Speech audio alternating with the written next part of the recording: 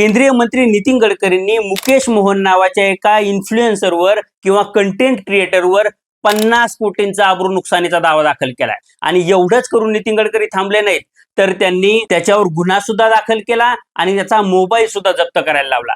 पण नितीन गडकरी हे मुकेश मोहनवर एवढे का चिडलेत, तर त्याचं कारण म्हणजे कॅरावान मॅगझिन मध्ये आलेला एक रिपोर्ट मुकेश मोहननी त्याच्या व्हिडिओमध्ये वाचून दाखवला।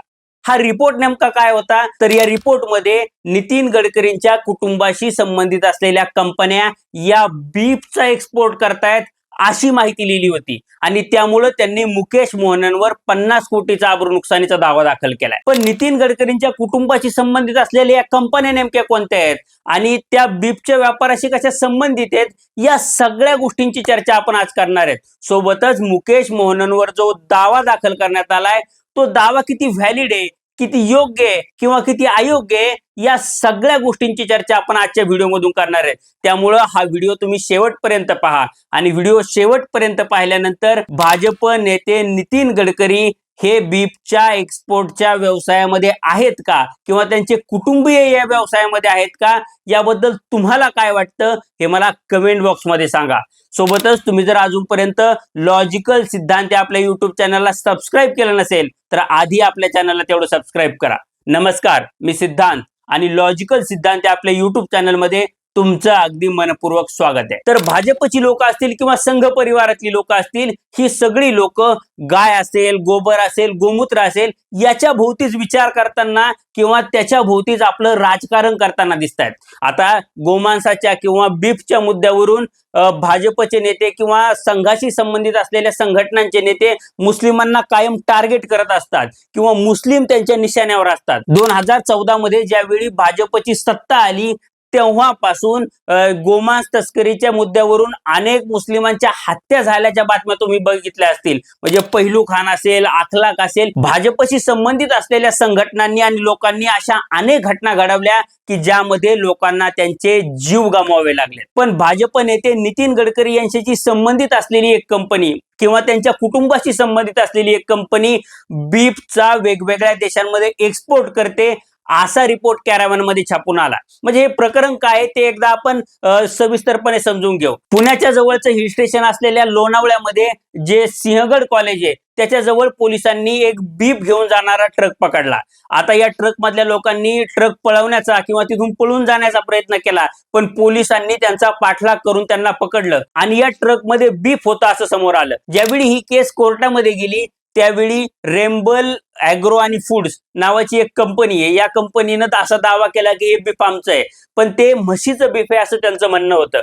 आता हे सगळं प्रकरण घडलं, कोर्टाने ते कोल्ड स्टोरेज मध्ये ठेवायला सांगितलं किंवा इतर गोष्टी घडल्या। आता ही रेम्बल ॲग्रो अँड फूड्स नावाची कंपनी नेमकी कुणाची आहे, तर ही कंपनी संबंधित आहे ती एका दुसऱ्या कंपनीशी आणि त्या कंपनीचं नाव आहे सियान ॲग्रोटेक। आता सियान ॲग्रोटेक ही इथेनॉल बनवणारी कंपनी आहे आणि ही कंपनी नितीन गडकरीच्या कुटुंबाशी संबंधित आहे। म्हणजे नितीन गडकरींचे जे चिरंजीव आहेत निखिल गडकरी हे या कंपनीचे एमडी आहेत। आता दुसरी गोष्ट म्हणजे रेम्बल ॲग्रो अँड फूड्स या कंपनीचे जे एमडी आहेत ते काही दिवसांपूर्वी सियान ॲग्रोटेक नावाच्या कंपनीमध्ये डायरेक्टर होते। आता असे या कंपन्यांचे संबंध आहेत।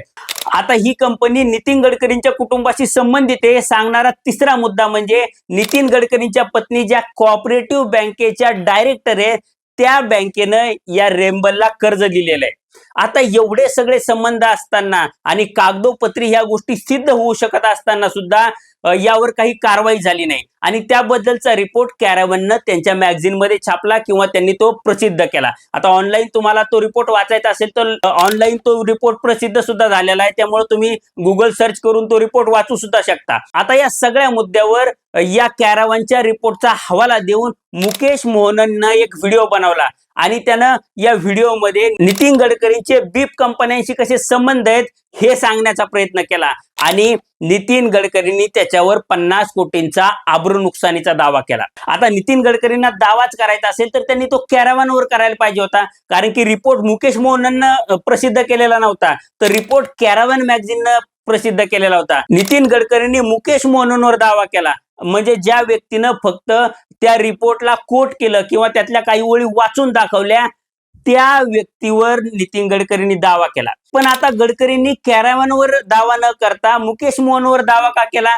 तर कॅराव्हॅन ही आर्थिकदृष्ट्या सक्षम असलेली संस्था आहे आणि ज्यावेळी हा मुद्दा कोर्टात गेला असता त्यावेळी कॅराव्हॅननं वकिलांची मोठी फौज उभी केली असती आणि या गोष्टीची चर्चा संपूर्ण देशात झाली असती की नितीन गडकरींनी कॅराव्हॅनवर दावा केलाय आणि याची चर्चा गडकरींना होऊ द्यायची नव्हती. त्यामुळे नितीन गडकरींनी मुकेश मोहन सारख्या साध्या इन्फ्लुएन्सरवर दबाव आणण्याचा प्रयत्न केला आणि त्यांनी हे प्रकरण दाबण्याचा प्रयत्न केला.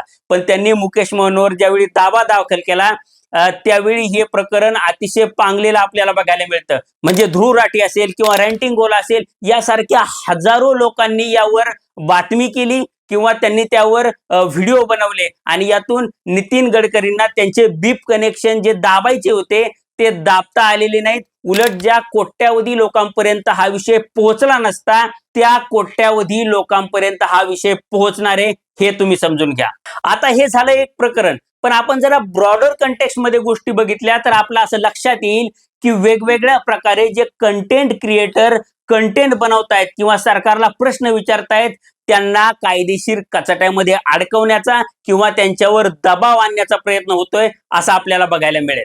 म्हणजे नेहा सिंग राठौरवर गेल्या काही महिन्यापूर्वी गुन्हा दाखल झाला. म्हणजे ती काय करते तर ती गाणे बनवते आणि सरकारला त्या गाण्यांच्या माध्यमातून प्रश्न विचारते. दुसरीकडे ध्रुव राठीवर सुद्धा मोठ्या प्रमाणावर ट्रोलिंग होत असतं. आता हे झालं देशात, पण आपण महाराष्ट्रात जरी आलो तरी महाराष्ट्रात काही दिवसांपूर्वी विठ्ठल कांगणे सरांचं जे इंस्टाग्राम अकाउंट आहे ते सस्पेंड केलं गेलं. आणि सस्पेंड का केलं गेलं तर विठ्ठल कांगणे सर हे फक्त शिक्षक नाही आहेत तर स्पर्धा परीक्षा देणाऱ्या विद्यार्थ्यांची कशी फसवणूक होते किंवा स्पर्धा परीक्षेच्या क्षेत्रामध्ये परीक्षांमध्ये कसा सावळा गोंधळ होतो या सगळ्या गोष्टींवर ते कायम अतिशय आक्रमकपणे भूमिका मांडत असतात किंवा सरकारला अनेक मुद्द्यांवर प्रश्न सुद्धा विचारत असतात आणि त्याचाच राग मनात धरून त्यांचं अकाउंट हे सस्पेंड केलं गेलं. आता सरकार या इन्फ्लुएन्सर लोकांवर एवढा दबाव आणण्याचा प्रयत्न किंवा त्यांच्यावर क्रॅकडाऊन करण्याचा प्रयत्न का करतंय तर सरकार हे करतंय त्याचं सगळ्यात मोठं कारण म्हणजे सध्या देशामध्ये सरकारला प्रश्न विचारणारी कम्युनिटी फक्त कंटेंट क्रिएटर कम्युनिटी आहे. म्हणजे वेगवेगळे युट्यूबर्स असतील किंवा इंस्टाग्रामचे इन्फ्लुएन्सर असतील ही लोक सिरियस कंटेंट बनवून सरकारला वेगवेगळ्या मुद्द्यांवर जाब विचारते किंवा लोकांचे प्रश्न हे मांडण्याचा प्रयत्न करते. त्यामुळं या लोकांचा या सोशल मीडियावरच्या कंटेंट क्रिएटर्सवर विश्वास वाढतोय. याचं दुसरं एक कारण म्हणजे आपल्या देशातला मेनस्ट्रीम मीडिया. म्हणजे आपल्या देशातला जो मेनस्ट्रीम मीडिया आहे तो सरकारला विकला गेलाय अशी प्रतिमा लोकांमध्ये निर्माण झाली आणि ही प्रतिमा खोटी आहे असं म्हणता येणार नाही. त्याचं कारण म्हणजे मेनस्ट्रीम मीडियाला जो पैसा मिळतो तो पैसा मिळतो ऍड्स मधून आणि ऍड्स ह्या सर्वात जास्त सरकारी खात्यांकडून दिल्या जातात. आता जर सरकारी खात्यांच्या ऍड जर मिळणं बंद झालं तर चॅनल चालवणं मेनस्ट्रीम मीडियाला कठीण होईल किंवा ते शक्य होणार नाही आणि त्यामुळं सरकारची मनधरणी करून किंवा सरकारला जे योग्य वाटतं किंवा सरकारला जे सोयीचं आहे अशाच मुद्द्यांवर मेनस्ट्रीम मीडिया बोलत असते. आता जर तुम्ही मेनस्ट्रीम मीडिया बघितलं तर कायम हिंदू मुसलमान असेल किंवा एक मौलाना आणायचा, एक साधू आणायचा किंवा एक तटस्थ म्हणून भाजपचा व्यक्ती आणायचा आणि या सगळ्यांवरून मुसलमान देशात कसे वाईट आहेत किंवा मुसलमानांमुळे देशातले सगळे प्रॉब्लेम कसे आहेत या गोष्टी सांगण्याचा प्रयत्न करायचा हे सध्या मेनस्ट्रीम मीडिया करत असते. म्हणजे लोकांच्या ज्या जगण्या मरण्याच्या मुद्द्यांवरच्या चर्चा आहेत त्या मेनस्ट्रीम मीडियामध्ये आपल्याला कधीच बघायला मिळत नाही आणि मेनस्ट्रीम मीडिया जनतेपासून तुटत चाललाय आणि त्यामुळे सुद्धा सोशल मीडियाची क्रेज किंवा त्याच्यावरच्या इन्फ्लुएन्सरची क्रेज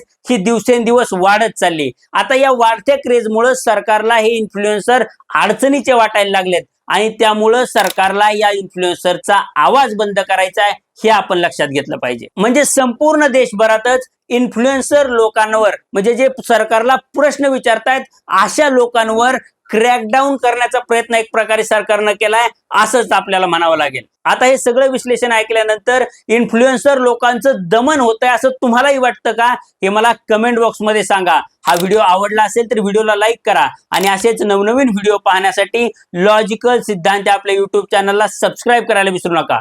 धन्यवाद.